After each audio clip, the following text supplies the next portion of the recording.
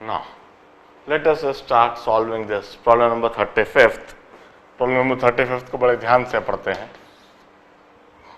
A string of length L.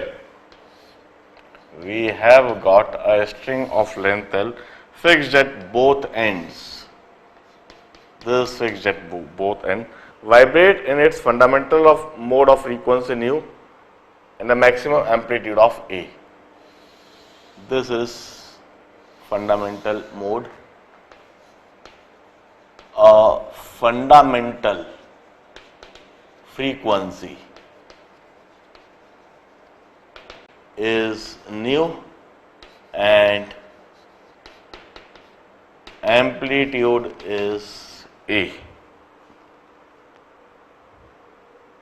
Find wavelength and wave number K. Wavelength and wave number K. देखिए यह length L है. Fundamental frequency के लिए हम कहेंगे L is equal to lambda by 2 और lambda is equal to 2L. And wave number K is 2 pi by lambda. It's 2 pi by 2L. So wave number K is pi by L. The answer to part A. Take origin at one end. This is the origin at one end. X along the length of the string. This is x-axis. Take y along the direction of displacement. This is y along the direction of displacement. At t equal to 0. At t equal to 0. At the instant when middle point of the string passes through its mean position. Middle point of the string. This is L by 2 or lambda by 4. This is the midpoint. Passes through its mean position, y is equal to 0 and is going toward the positive y-axis. और यह positive axis की तरफ जा रहा है. Write the equation describing the standing wave. देखिए generalized way of writing any standard wave is y equal to 2a sin kx cos of omega T. अब हमें खास इस कंडीशन को देखना है. t इक्वल टू 0 पर यह टर्म तो 1 होगी. At t equal to 0 cos omega t term would be equal to 1. तो हम कहेंगे we will write y equal to 2a sin kx और मिड पॉइंट के लिए हम कहेंगे 2a at mid point. At mid point x equal to L by 2. तो sine kx is equal to sine k की जगह मैं लिखूंगा pi by L into L by 2. That is sine pi by 2. ये भी 1 हो गया. तो मिड पॉइंट के लिए साइन की टर्म 1 हो गई और कॉस ओमेगा टी यदि हम लिखे तो वो भी 1 हो गया. तो मैं कहूंगा फिर इस तरीके से नहीं लिखना चाहिए. यह कॉस के बजाय हम यदि साइन कर देंगे तो टी टाइम इक्वल टू 0 पर थ्रू आउट वो मीन पोजिशन पर जाएगा. मैं इस तरह से लिखूंगा y इक्वल टू 2a की जगह मैं अब a लिख देता हूं. Amplitude small a sine kx pi by L into x into cos of. Cos के बजाय मैं साइन लिखता हूं. Sine omega. ओमेगा क्या है देखिए फंडामेंटल फ्रीक्वेंसी दी न्यू है तो ओमेगा मैं लिखूंगा 2 pi into new. This is the omega 2 pi nu T. मैं कहता हूं this is the equation of standing wave, equation of this standing wave. आप देखिए इसमें ये कंडीशन होल्ड हो रही है, मिड पॉइंट पर इधर L/2 लिख दूंगा और ये साइन π/2 हो जाएगा, 1 हो जाएगा, मगर मिड पॉइंट पर टाइम t इक्वल टू 0 पर ये चीज 0 दिखेगी। और through out at the two and, at two end where x equal to 0, y equal to 0 and at x equal to L, y equal to 0, always यह चीज भी hold करना चाहिए। तो एट x इक्वल टू 0 और L ये term हमेशा ही 0 रहेगी, और इस टर्म को मैंने 0 बनाया, इस कॉस के बजाय मैंने साइन लिख दिया, π/2 का डिफरेंस डाल दिया बस। तो उससे, या फिर cos ओमेगा टी प्लस π/2 कर दो, cos ओमेगा टी प्लस π/2, तो अपने आप वो साइन ये दिखने लगेगा, या cos ओमेगा टी माइनस π/2, तो अपने आप ये चीज दिखने लगेगी। इससे जो उन्हें डिफाइन करा है यह वाली कंडीशन कि t इक्वल टू 0 पर मिड पॉइंट भी 0 पर होना चाहिए, तो यह चीज भी 0 दिखने लगी इस तरह से लिखने से। नोट इट डाउन, बड़े ध्यान से इस बात को देखें कि cos की बजाय साइन क्यों लिखा है, बस क्योंकि उनने टाइम t इक्वल टू 0 पर मिड पॉइंट को भी मीन पोजीशन पर डिफाइन करा है, और दोनों एंड पर x इक्वल टू 0 पर भी और x इक्वल टू L पर भी y हमेशा 0 होता है ऑलवेज, तो वो तो इससे होएगा, इस टर्म से, और इससे वो इनिशियल कंडीशन आ जाती है। Note it down.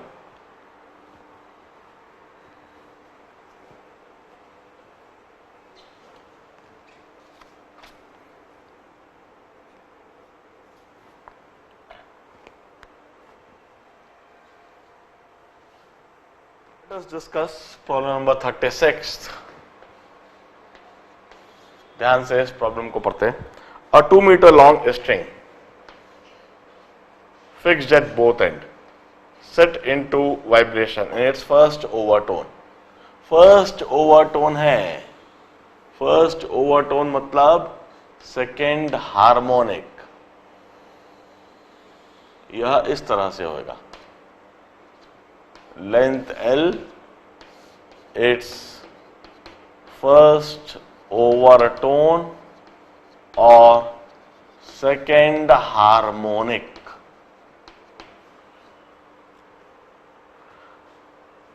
इस केस में wavelength is equal to L और and this is equal to 2 meters। The wave speed on the string is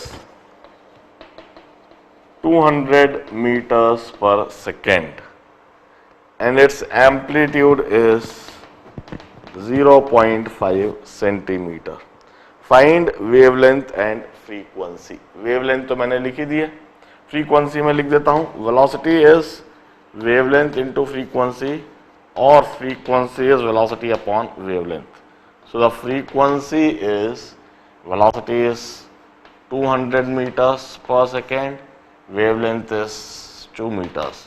So the frequency is 100 hertz or 100 per second. This is answer to part A.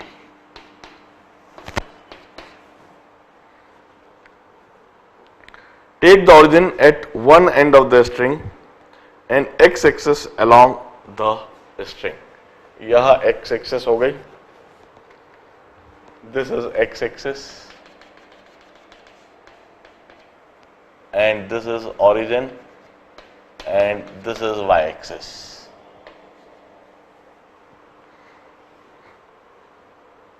Take y-axis along the direction of displacement. Take t equal to 0 at the instant when the middle point of the string passes through mean position. This is in fact t equal to 0 पर यही situation है, and it going toward positive y direction. Find equation describing the standing wave. अब हम कहते हैं generalised form of standing wave equation is 2a sin kx cos omega t. This is a generalized form of standard wave equation. तो at t is equal to 0, cos omega t is 1, and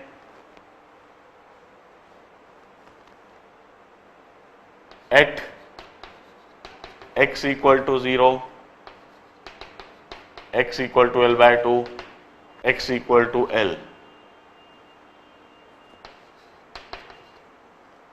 y is equal to 0.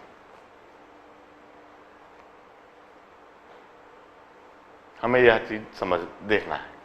तो अब देखिए यह one हुआ, x equal to 0 पर L by 2 पर k की जगह पर मैं क्या लिखूंगा, k की जगह पर मैं लिखूंगा 2 pi by lambda. k is 2 pi by lambda और k is 2 pi by L।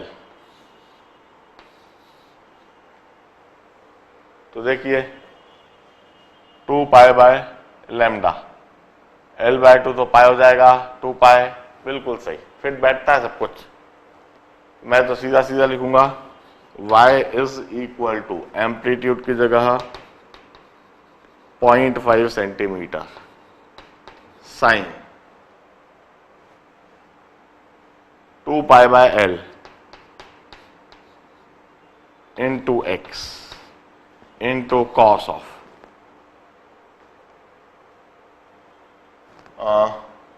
2 pi into frequency into omega, 2 pi into frequency into t. मैं वैल्यू सब्स्टिट्यूट कर देता हूं, y equal to 0.5 centimetre amplitude sine L की जगह 2 metre pi x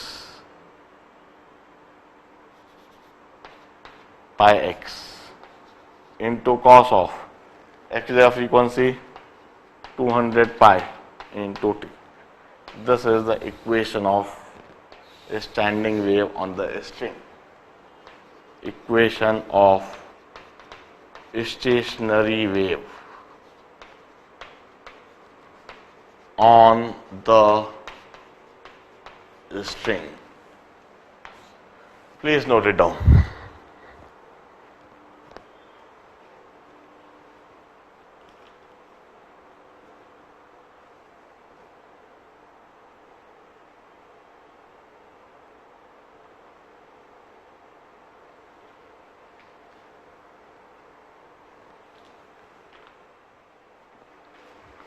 Also note as given in the problem. इस problem में जैसा कि दिया हुआ है, आगे भी दिया हुआ है, choose x axis along the string with the origin at one end and t equal to 0 at the instant when x equal to 50 centimeter is raised as maximum. x equal to 50 centimetre इधर होएगा, x equal to 50 centimetre का मतलब हुआ L by 4 and at t equal to 0 it's at maximum. ये जो आखिरी में दी हुई कंडीशन है वह भी इधर से सेटिस्फाई हो रही है, ऑलरेडी होल्ड हो रही है। t equal to 50 centimetre L by 4 अब इधर रख लीजिए, x equal to L by 4 रख लीजिए,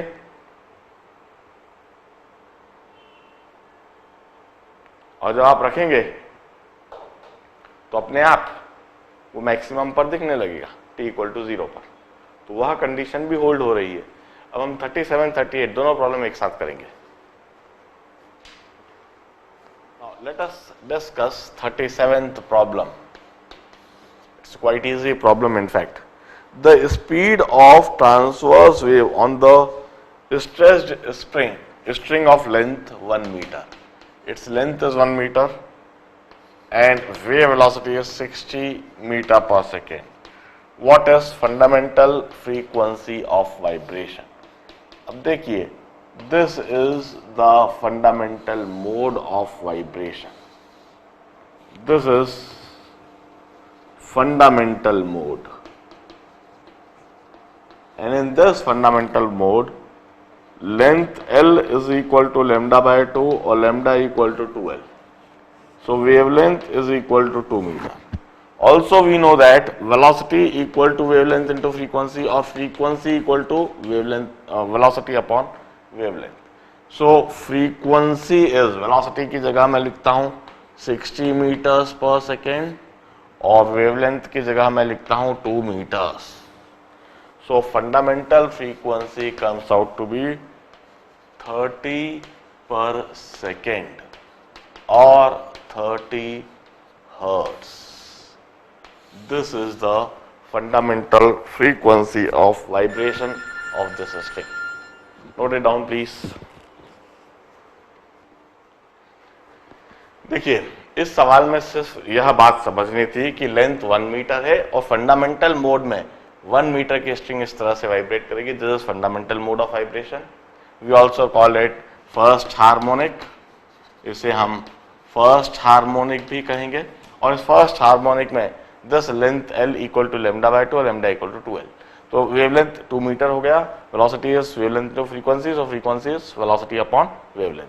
वेलोसिटी अपॉन वेवलेंथ कर दिया. फ्रीक्वेंसी हमको 30 हर्ट्ज और 30 पर सेकेंड्स दिखने लगा.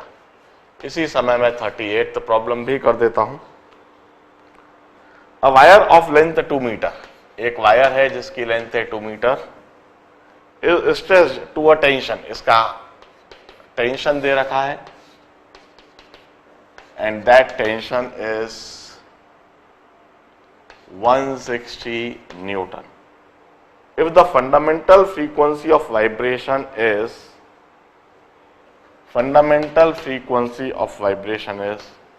100 hertz, find the linear mass density. ये बिल्कुल simple problem. Once again fundamental frequency के लिए वायर इस तरह से वाइब्रेट करेगा. वेवलेंथ इक्वल टू और lambda by 2 equal to L और लैम्डा इक्वल टू 2L और वेवलेंथ इक्वल टू 4 मीटर. अब हम कहेंगे velocity is wavelength into frequency. Wavelength की जगह 4 मीटर लिख दिया, फ्रीक्वेंसी की जगह 100 पर सेकेंड से लिख दिया. तो ये हो गया 400 मीटर्स पर सेकेंड. यह वेलोसिटी हो गया. अब velocity is equal to under root of F upon mu और V square equal to F upon mu और mu is equal to F upon V square. So F की जगह लिख देता हूं मैं 160 न्यूटन और इसकी जगह मैं लिख देता हूं वेलोसिटी की जगह 400 metres per second whole square. So this comes out to be mu comes out to be 16 और the 16 cancelled. 10 to the power 4, 10 to the power minus 4, 10 to the power 3, 10 to the power minus 3 kg per meter or 1 gram per meter. This is the linear mass density. एक simple सा problem है. In fact मेरे पास काफी सारा समय बच रहा है. I would solve 39th problem, 40th problem, 41st, 42nd. यह प्रॉब्लम भी मैं अभी ही सॉल्व कर देता हूं. इसे नोट डाउन कीजिए आप. लेंथ दे रखा है, फोर्स दे रखा है, फंडामेंटल फ्रीक्वेंसी दे रखा है, वेवलेंथ पहले निकाला हमने, वेलोसिटी निकाला और वेलोसिटी से हमने मास लीनियर मास डेंसिटी डिटरमाइन कर दिया. 39th प्रॉब्लम सॉल्व करेंगे.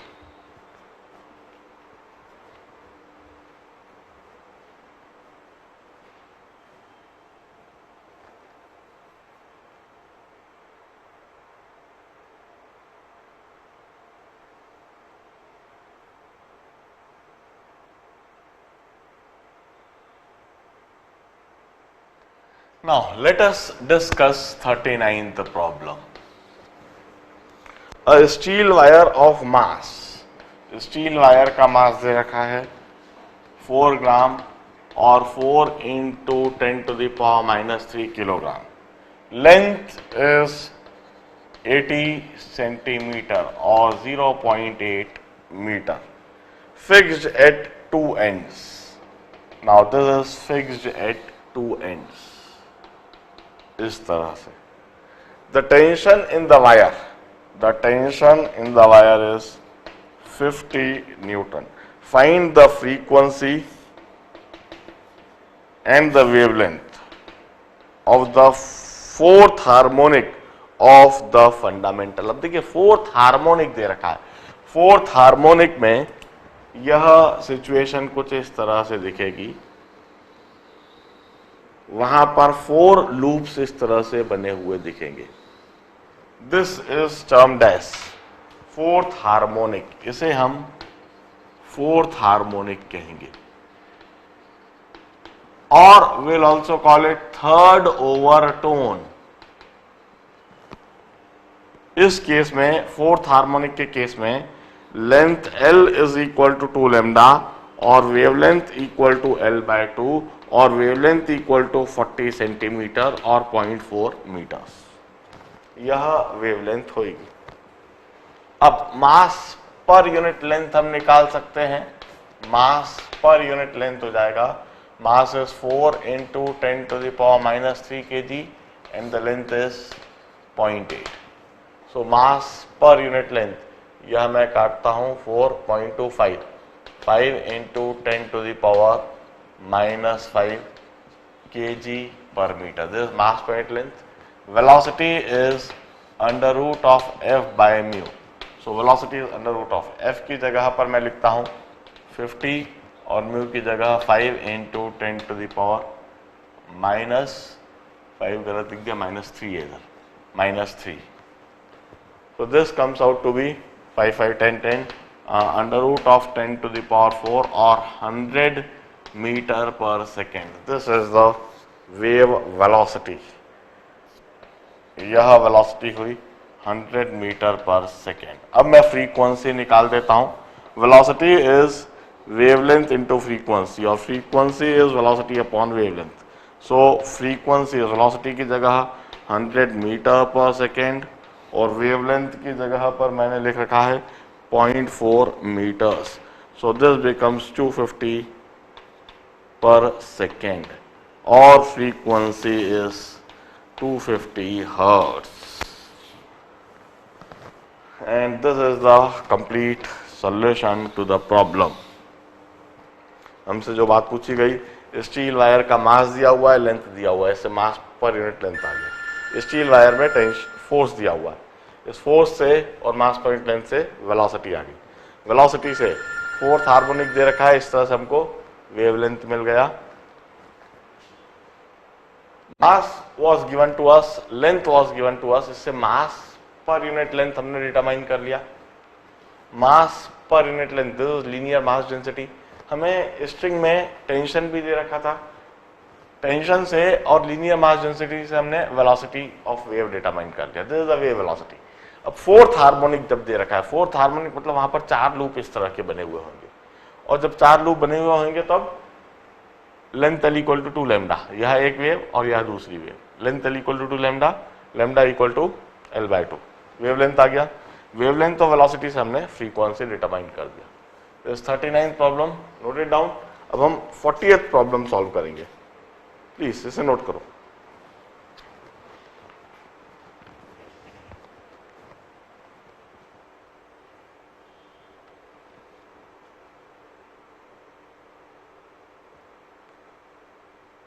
Let us solve 40th problem.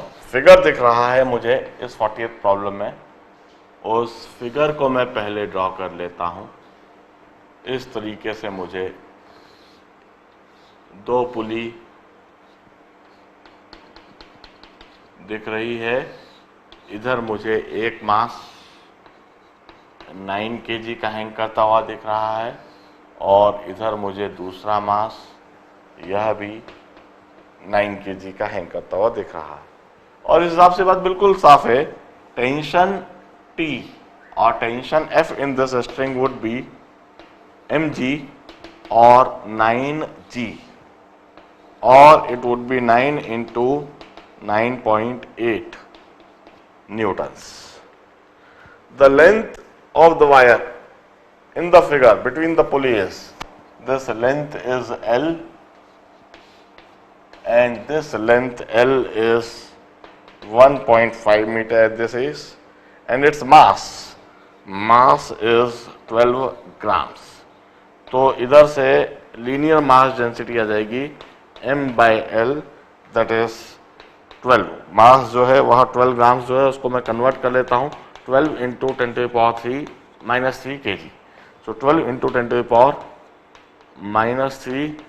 kg पर 1.5 meters, और I'll say it's 8 into 10⁻³ kg per meter. This is mass per unit length. Find the frequency of vibration. सबसे पहले velocity निकल जाएगा √f/μ से. √f की जगह मैं लिखूंगा 9 into 9.8, this is Newton. Mu की जगह मैं लिखूंगा 8 into 10⁻³ this much meters per second is the velocity. Find the frequency of vibration with which two wire vibrate in two loops, leaving the midpoint of the wire between the pulleys at rest. अब देखिए vibrate इस तरह से कर रहे हैं, हमने बिल्कुल साफ कहा हुआ है कि यह वाइब्रेट जब कर रहे हैं तो दो लूप बना रहे हैं ऐसे, और यह जो मिड पॉइंट है यह रेस्ट पर है. To loops during vibration and midpoint at rest.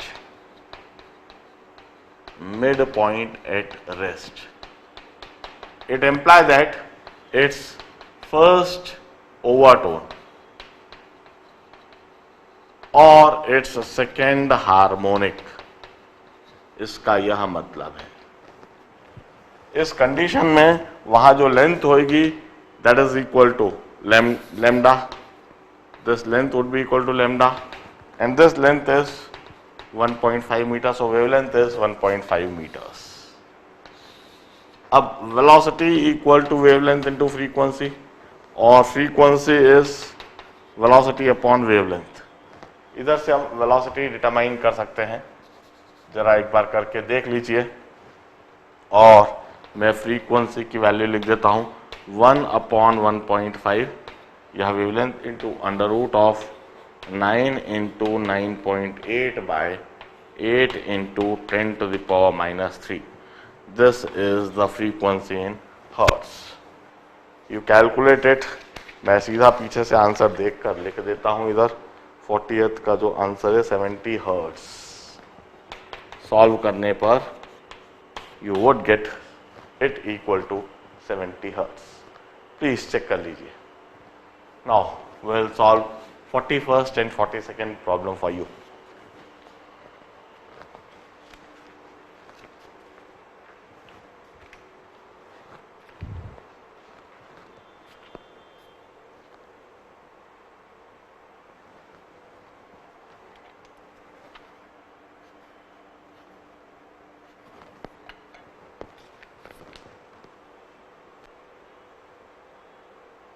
Let us discuss 41st.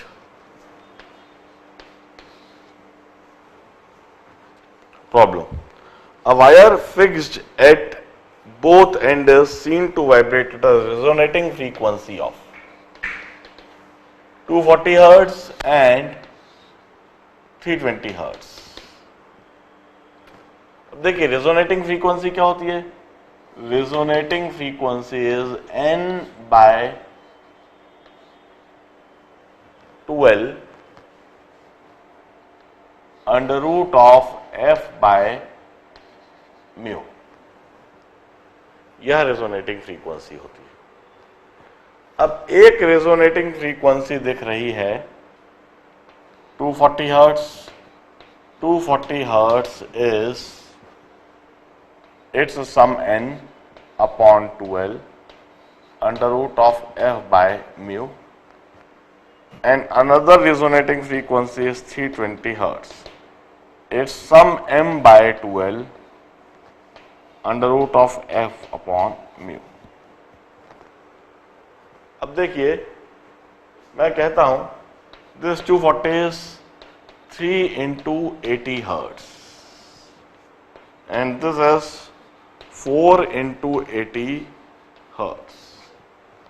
Means here n must be equal to 3 and here m must be equal to 4. And one can also conclude that 1 upon 2L 1 upon 2L under root of f by mu is equal to 80 hertz and this is the maximum value of fundamental frequency. This is maximum value of fundamental frequency or first harmonic frequency यह होना चाहिए। अब देखिए if transverse wave can travel on this string with 40 meters per second. Now velocity is 40 meters per second. This is under root of f by mu. What is the length of a string? तो इस जगह पर मैं 1 by 2L into f by mu under root of f by mu, ये जो 80 hertz दे रखा है इस जगह यह वैल्यू सब्स्टिट्यूट करता हूं 1 by 2L into f by mu की जगह 40 is equal to 80. So this comes out to be 2 and length comes out to be 4 meter. This length of the string must be equal to 4 meters. जरा ध्यान से देखिए पहली situation में वहां पर थर्ड ओवरटोन रहा होगा, थर्ड ओवरटोन में यह सिचुएशन रही होगी। दिस इज 240 हर्ट्ज सिचुएशन और थर्ड हार्मोनिक, और यह वाली सिचुएशन कुछ ऐसी रही होगी। सेम लेंथ में 4 लूप बने होंगे।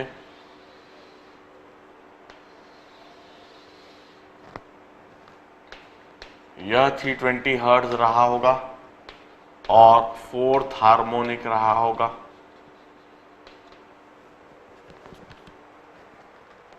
और इस सिचुएशन में फंडामेंटल फ्रीक्वेंसी वाले मोड में यह रहा होगा।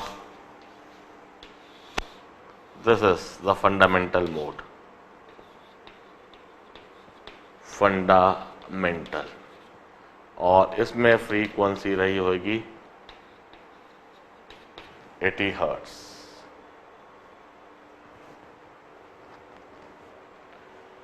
ध्यान से पूरे प्रॉब्लम के सॉल्यूशन को देखिए। अब मैं 42nd प्रॉब्लम अभी करूंगा।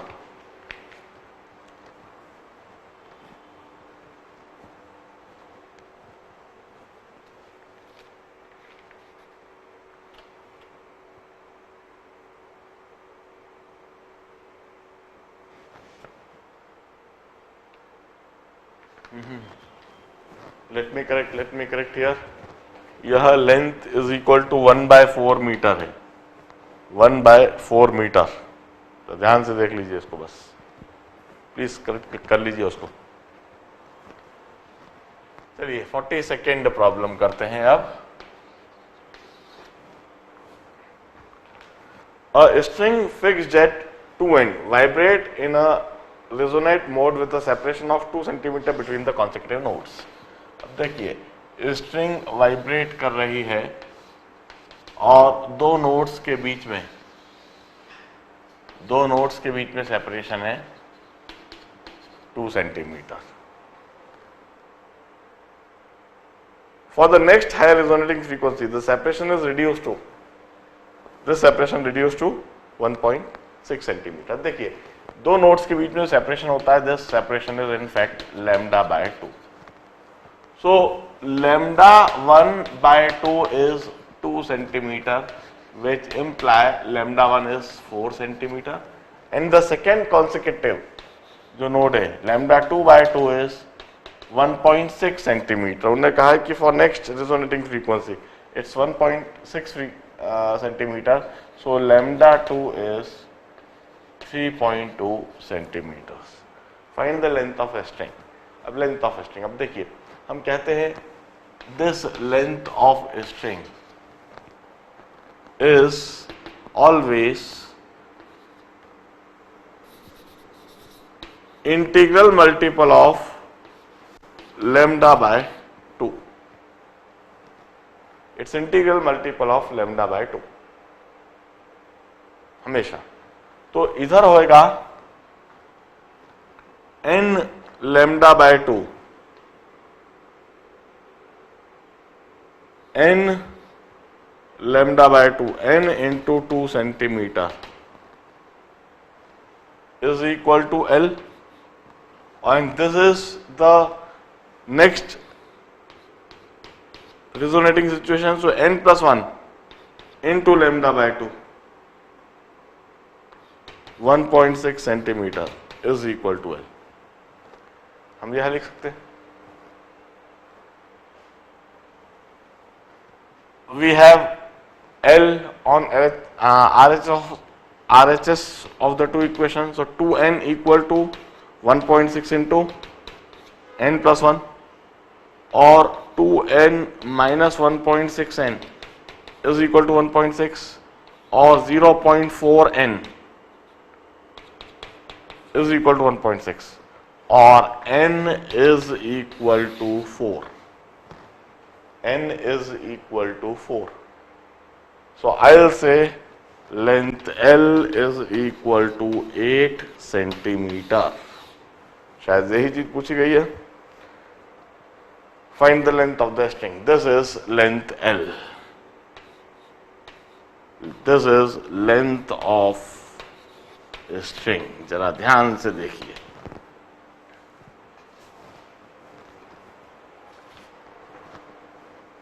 स्ट्रिंग जब दोनों एंड पर बंधी हुई होंगी तो दोनों नोड्स के बीच में जो सेपरेशन होएगा that is λ/2।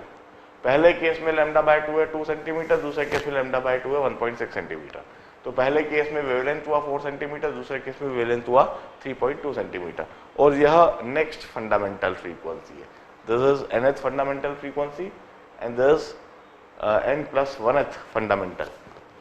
This is nth harmonic and there is n+1th harmonic.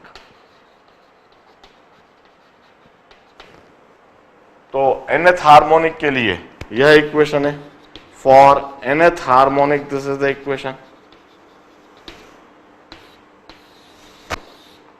So nth harmonic के लिए मैंने इक्वेशन लिख दी n into λ/2 equal to L, और n+1th हार्मोनिक के लिए इक्वेशन लिख दी n+1 into λ/2 equal to L, और इसको मैंने सॉल्व कर लिया, इससे n आ गया और L आ गया। आंसर। चलिए इस सेशन में मैंने 7, 8, 9 प्रॉब्लम को सॉल्व करे हैं। आई थिंक 1, 2, 3, 4, 5, 6, 7, 8, 9, 10, 11, 12 प्रॉब्लम इस सेशन में मैंने सॉल्व कर दिया। अब मैं अगला सेशन, अगला दौर, इसमें 4-5 सवाल और कराऊंगा and I will finish this chapter. मैं आपको 1 घंटे का ब्रेक देता हूँ। 1 घंटे के बाद हम दोबारा मिलते हैं और बाकी के सवाल करके इस चैप्टर को फिनिश डिक्लेयर करते हैं। Please take a break of 1 hour.